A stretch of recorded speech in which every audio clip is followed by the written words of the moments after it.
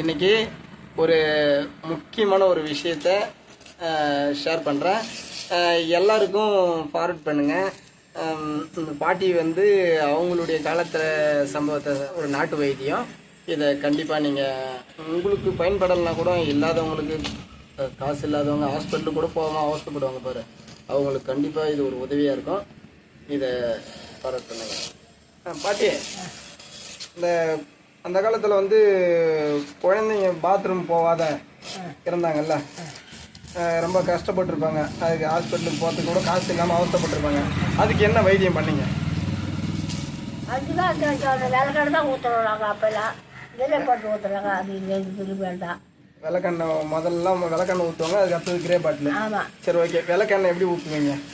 அதான் எண்ணெய் காய வச்சு எண்ணெய் காய வைக்கணும். அந்த தவிர்த்து கொஞ்சம் காயினாலும் எண்ணெயில் போட்டு காய வச்சு தான் ஊற்றணும். அதாவது விளக்கெண்ணெயை வந்து ஒரு கரண்டியில் எடுத்து காய வச்சுக்கணும். முதல்ல காய வச்சுக்கின்னு அது சுத்தமான விளக்கெண்ணெயாக இருக்கணும். அது போன பாட்டில் நான் போட்டிருக்கேன். அது எப்படி விளக்கெண்ணெய் ரெடி பண்ணுறதுன்னு அதை பார்த்துங்க. அதுக்கு தகுந்த மாதிரி செஞ்சால் சிறப்பு. இது யாருடைய தெய்வம், எங்கேயும் போய் நீங்கள் காசு கொடுத்து வாங்க வேண்டியதில்லை. அந்த கொட்டை இருந்தால் போதும். நீங்கள் அதை வீடியோவில் பாருங்கள், உங்களுக்கு தெரியும். அதாவது ஒரு கரண்டியில் விளக்கெண்ணெயை ஊற்றி அதை நல்லா காய வச்சு அந்த கரண்டியை எடுத்து கீழே வைக்கும்போது நம்ம நார்மல் முருங்கைத்தழை இருக்குல்ல, அந்த முருங்கைத்தழையை வந்து அப்படியே அந்த இறக்கும்போது கரண்டியை இறக்கி வைக்கும்போது அந்த முருங்கைத்தழையை அதாவது அந்த கொழுந்தா இருக்குல்ல, அந்த தழையை வந்து அந்த எண்ணெயில் விளக்கெண்ணெயை இறக்கி கீழே வைக்கும்போது எடுத்து அதில் போட்டு கொஞ்சம் ஒரு சொயிட்டி அப்புறம் அந்த இலையை உடனே எடுத்துடணும். அப்படி எடுத்துட்டு அந்த எண்ணெயை எடுத்து ஒரு 1/4 பாலாடு அளவுக்கு, ஒரு 3 மாதம் குழந்தை இருந்தாலும் பரவாயில்ல, 1/4 பாலாடு அளவுக்கு, முடிஞ்ச அளவுக்கு கம்மியாக கூட ஊற்றலாம், தப்பு இல்லை. விளக்கெண்ணெய் எந்த விதத்துலையும் பாதிப்பு இல்லையா.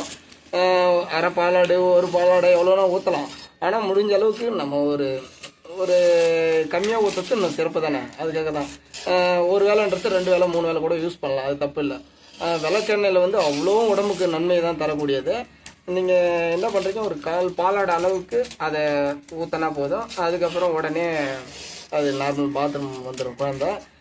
அதே மாதிரி அது இல்லைன்னா அதே மாதிரி கரண்டி எண்ணெயை காய வச்சு இந்த தவுசு முருங்கைன்னு சொல்கிறாங்கல்ல, தவுசு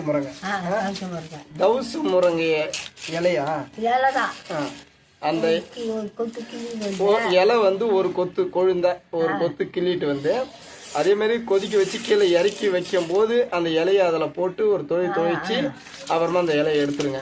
எடுத்துட்டு குழந்தைக்கு வந்து ஒரு 1/4 பாலாடை இந்த மாதிரி அதை ஊற்றினோம்னா பாத்ரூம் உடனே பாத்ரூம் போகும். இது ஒரு டிப்ஸு, ஓகேவா? நீங்க செஞ்சிருக்கீங்களா எப்பயாவது? அதுக்கப்புறம் அதெல்லாம் கரெக்டா உங்க பசங்க கரெக்டா இருந்ததா? ஓகே, சிறப்பு. சரி சரி, பாட்டிக்கு எல்லாம் ஒரு லைக் போட்டுருங்க, சப்ஸ்கிரைப் பண்ணிடுங்க. பாட்டி எல்லாரும் சப்ஸ்கிரைப் பண்ண சொல்லு. எல்லாரும் அங்கே பார்த்து எல்லாம் இந்த சேனலை சப்ஸ்கிரைப் பண்ணுங்கன்னு சொல்லு. எல்லாரும் இந்த சேனலை சப்ஸ்கிரைப் பண்ணுங்க சொல்லு. இது எல்லாருக்கும் ஃபார்வர்ட் பண்ண சொல்லு. எல்லாருக்கும் சொல்லுங்க அப்படின்னு.